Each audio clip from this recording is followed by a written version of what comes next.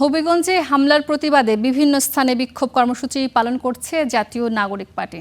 এ নিয়ে আরও জানাতে সরাসরি যুক্ত হচ্ছেন, চাঁদপুর থেকে যুক্ত হচ্ছেন আমাদের সহকর্মী কাদের পলাশ।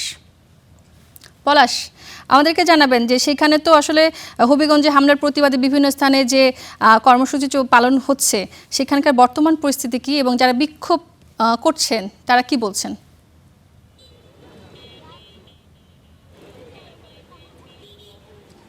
সূচনা আসলে আজকে ঠিক 5টা নাগাদ হচ্ছে তাদের কর্মসূচি শুরু হওয়ার কথা, কিন্তু যেহেতু কিছুক্ষণ পরেই নামাজ, যে কারণে নামাজের পরেই হচ্ছে এখন শুরু হচ্ছে, অর্থাৎ এখানে নামাজ মাত্র শেষ হলো, এখনই তারা নেতাকর্মীরা একসাথে হচ্ছেন, জড়ো হচ্ছেন এবং মসজিদ থেকে একে একে বের হয়ে আসছেন। তারা এখানে যারা নেতাকর্মী আছেন, অর্থাৎ শুধু চাঁদপুর সদর না, অন্যান্য উপজেলা থেকেও কিন্তু এখানে নেতাকর্মীরা এসেছেন, যদিও এখনও তারা জড়ো হচ্ছেন, একটু সময় লাগবে পুরো একেবারেই যে আন্দোলনের বা যে বিক্ষোভের যে বিষয়টি সেটা সে পরিপূর্ণ হতে।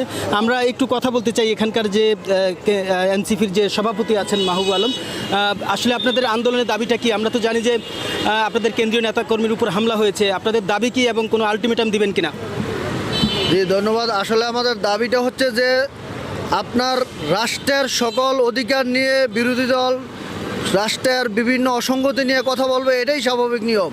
কিন্তু যদি এমন মনে হয় যে সরকার একটা স্ক্রিপ্ট লিখে দেবে, এটা দেখে দেখে বিরোধী দল কথা বলবে, এটা তো কোনো গণতান্ত্রিক কোনো প্রক্রিয়া হতে পারে না। যেটা করেছে যে কারো বাবা মা বা কোনো বিষয় নিয়ে কখনোই কোনো বিষয় নিয়ে কেউ গালিগালাজ করছে এরকম কোনো প্রমাণ নাই।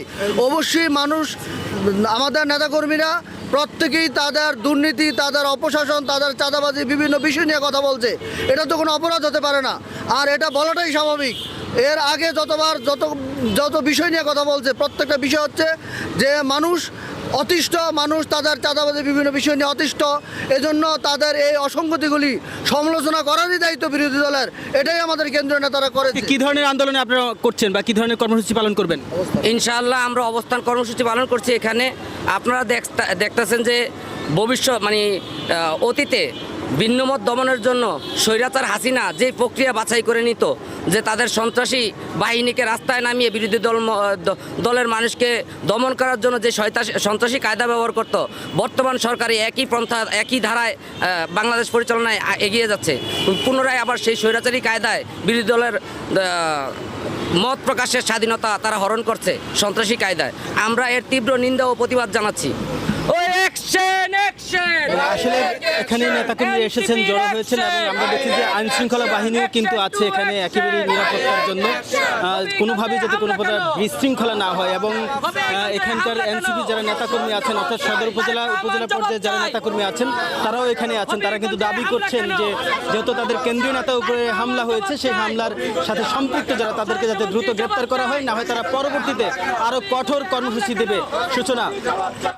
পলাশ, আপনাকে ধন্যবাদ। দর্শক, হবিগঞ্জে যে হামলার প্রতিবাদে বিভিন্ন স্থানে যে বিক্ষোভ হচ্ছিল এবং সরাসরি আমরা কিন্তু যুক্ত ছিলাম চাঁদপুরে, সেখানে যারা বিক্ষোভ করছেন তাদের আসলে আমরা খবর জানছিলাম। আমাদের সরাসরি যুক্ত ছিলেন আমাদের সহকর্মী পলাশ।